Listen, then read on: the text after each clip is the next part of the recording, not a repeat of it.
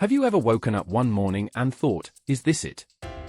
Is this all my life is supposed to be?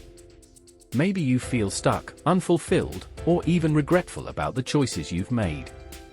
Society calls this a midlife crisis, but what if, instead of a crisis, it's actually a calling?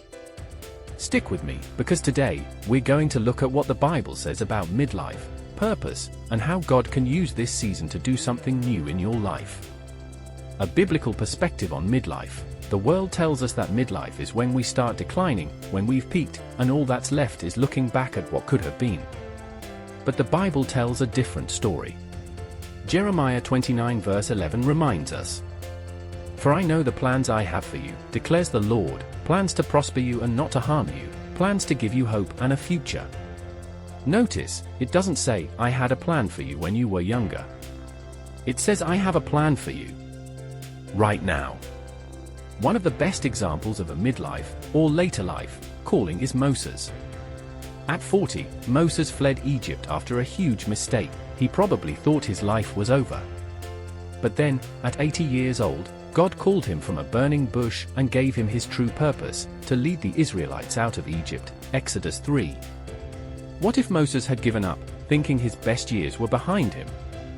Midlife crisis or midlife transformation? Instead of seeing midlife as an ending, what if we saw it as a divine reset? Romans 8 verse 28 tells us, "And we know that in all things God works for the good of those who love him, who have been called according to his purpose."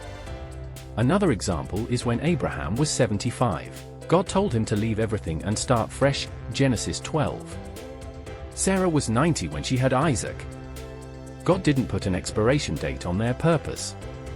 Maybe you feel like you've missed your chance, too much time has passed, you've made too many mistakes, or you're too tired. But what if God is about to do something new in your life? Isaiah 43 verse 19 tells us, "See, I am doing a new thing. Now it springs up, do you not perceive it? I am making a way in the wilderness and streams in the wasteland." Overcoming regret and fear of the future. Midlife often comes with regret, past choices, career decisions, relationships that didn't work out. But God doesn't want you to live in regret, He wants you to move forward. Philippians 3 verses 13 to 14 says, "Forgetting what is behind and straining toward what is ahead, I press on toward the goal to win the prize for which God has called me." You see, Peter denied Jesus 3 times. Can you imagine his regret? But instead of staying stuck, Jesus restored him and gave him a powerful calling, John 21. Your past does not define you. God's not finished with you yet. So, here are the steps to find purpose in midlife. 1. Pray for clarity. Ask God, "What do you want me to do in this season?" James 1 verse 5. 2. Seek wisdom. Surround yourself with godly counsel. Proverbs 15 verse 22. 3. Embrace change. Sometimes God calls us out of comfort into something new, Genesis 12 verse 1. 4. Trust God's timing, your best days are not behind you. Psalm 37 verse 23. If you're struggling with feeling lost, regretful, or uncertain about the future, let's pray together. Heavenly Father, thank you for reminding us that you have a plan for every season of our lives. Help us not to see midlife as a crisis, but as a calling. Show us the new things you are doing in our lives. Heal our regrets, remove our fears, and give us the strength to step boldly into the future you have prepared. We trust you, Lord, and we surrender this season to you.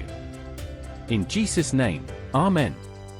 If this video blessed you, don't forget to like, share, and subscribe to Real Life, Real Faith. Let's keep growing together in faith. Watch this next video to continue your journey of building a stronger relationship with God. God bless.